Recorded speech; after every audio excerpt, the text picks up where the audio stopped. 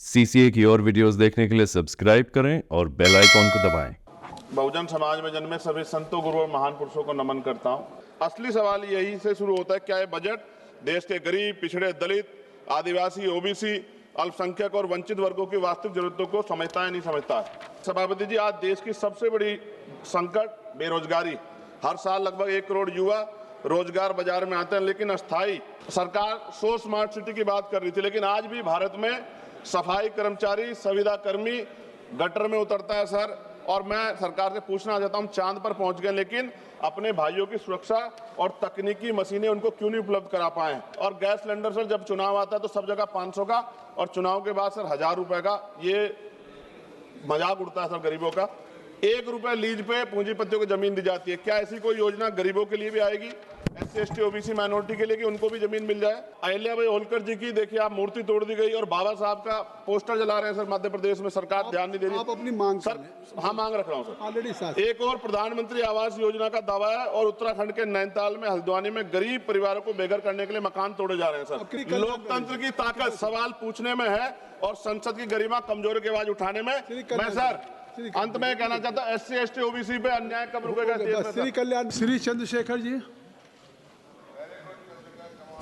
धन्यवाद सभापति जी। Union budget पे आपने मुझे मेरी बात रखने का मौका दिया। मैं सर्वप्रथम बहुजन समाज में जन्मे सभी संतों, गुरुओं और महान पुरुषों को नमन करता हूं। उनमें भी राष्ट्रपिता ज्योतिबा फूले, छत्रपति साहू जी महाराज, बाबा साहब अम्बेडकर, मान्यवर साहब श्री काशीराम, मान्यवर दीना भाना वाल्मीकि और मान्यवर महामना रामसु वर्मा जी को नमन करता हूं। और अपने संसदीय क्षेत्र नगीना की जनता का आभार प्रकट करता हूं, जिन्होंने मुझे चुनकर यहां भेजा है। सभापति जी, बजट केवल एक आर्थिक दस्तावेज नहीं होता, बल्कि ये सरकार की सोच, संवेदनशीलता और सामाजिक प्रतिबद्धता का प्रतिबिंब होता है। बजट यह तय करता है कि देश का विकास समावेशी होगा या चुनिंदा और सत्ता में बैठे लोग सबको साथ लेकर चलना चाहते हैं, कुछ लोगों को पीछे छोड़ देना चाहते हैं। विपक्ष के नाते हमारा कर्तव्य है कि हम सत्ता सवाल पूछें और कमियों की ओर ध्यान दिलाएं, और देश के उन वर्गों की आवाज बने जो इस सदन में अक्सर आंकड़ों में गुम हो जाते हैं।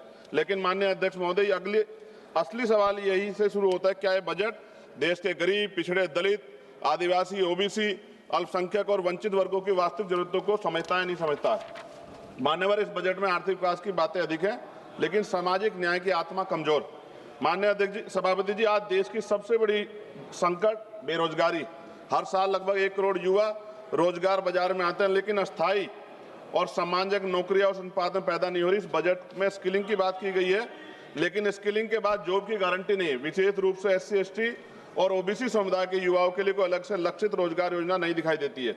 देश की लगभग 45% आबादी जो कृषि पर निर्भर है, जिसमें SC ST OBC समुदाय की भागीदारी सबसे अधिक है, लेकिन कृषि और GDP में योगदान 15% से कम। किसान की औसत आय अब भी MSP कोई गारंटी सरकार की तरफ से नहीं दी गई है।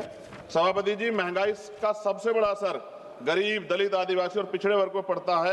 आर्थिक सर्वे के अनुसार शिक्षा व स्वास्थ्य की लागत पिछले 5 वर्षों में 30 से 40% बढ़ी है। खाद्य वस्तु कीमतें गरीब परिवारों की थाली को छोटा कर रही है, लेकिन इस बजट में इन वर्गों के लिए कोई सीधी राहत नहीं दिखाई देती। सभापति जी, SC ST और OBC वर्ग के मुख्य रूप से सरकारी स्वास्थ्य ये वर्ग है, ये मुख्य रूप से सरकारी स्वास्थ्य व्यवस्था पर निर्भर है, लेकिन भारत आज भी स्वास्थ्य पर GDP का केवल 2% खर्च करता है, और ग्रामीण और आदिवासी क्षेत्रों में डॉक्टरों की और अस्पतालों की भारी कमी है। इस बजट में सार्वजनिक स्वास्थ्य ढांचे को मजबूत करने के लिए कोई निर्णायक वित्तीय छलांग नहीं। सभापति जी, शिक्षा के माध्यम जिससे सामाजिक असमानता टूटती है, लेकिन इस बजट में शिक्षा पर खर्च GDP के लगभग 3% के आसपास, और SC ST OBC के छात्रों की छात्रवृत्ति में देरी और अनिश्चितता बनी हुई है। शिक्षा गरीब परिवारों की पहुंच से बहुत दूर है। यह स्थिति समान अवसरों की अवधारणा को कमजोर करती है। सभापति जी, SC ST OBC के कल्याण के लिए सबसे बड़ी जिम्मेदारी राज्यों के पास होती है, लेकिन राज्यों के हिस्से की धनराशि सीमित है। केंद्र द्वारा योजनाओं का बोझ अधिक संघीय ढांचे को कमजोर, सामाजिक न्याय को मजबूत नहीं कर रहा है एट प्रेजेंट टाइम। विपक्ष केवल आलोचना के लिए नहीं। सभापति जी, हम समाधान प्रस्तुत करते हैं। हमारी मांग है SC ST OBC के लिए लक्षित रोजगार मिशन चलाया जाए, छात्रवृत्ति को समयबद्ध और कानूनी प्रावधान किया जाए, शिक्षा और स्वास्थ्य पर GDP का न्यूनतम 6% खर्च हो, आरक्षित वर्गों के लिए विशेष उद्यमता और MSME पैकेज दिया जाए, आदिवासी और पिछड़े जिलों को विशेष सामाजिक आर्थिक विकास योजना चलाई जाए। माननीय सभापति जी, ये बजट आर्थिक विकास की तो बात करता है, लेकिन सामाजिक संतुलन और न्याय की भावना कमजोर दिखाई देती है। विपक्ष के नाते हम कहना चाहते हैं कि हम विरोधी नहीं है, लेकिन अब बहिष्करण और उपेक्षा के विरोधी हैं। जब तक SC, ST, OBC और वंचित और विकास की मुख्य धारा में बराबरी में शामिल हो, तब तक विकसित भारत का सपना अधूरा है। सभापति जी, सरकार 100 स्मार्ट सिटी की बात कर रही थी, लेकिन आज भी भारत में सफाई कर्मचारी, संविदा कर्मी गटर में उतरता है सर। और मैं सरकार से पूछना चाहता हूं, चांद पर पहुंच गए, लेकिन अपने भाइयों की सुरक्षा और तकनीकी मशीनें उनको क्यों नहीं उपलब्ध करा पाए? प्रमोशन में रिजर्वेशन SC, ST, OBC कर्मचारियों को नहीं मिल रहा है, और पुरानी पेंशन सर मिलनी चाहिए, उस पर सरकार ने कोई जवाब नहीं दिया है।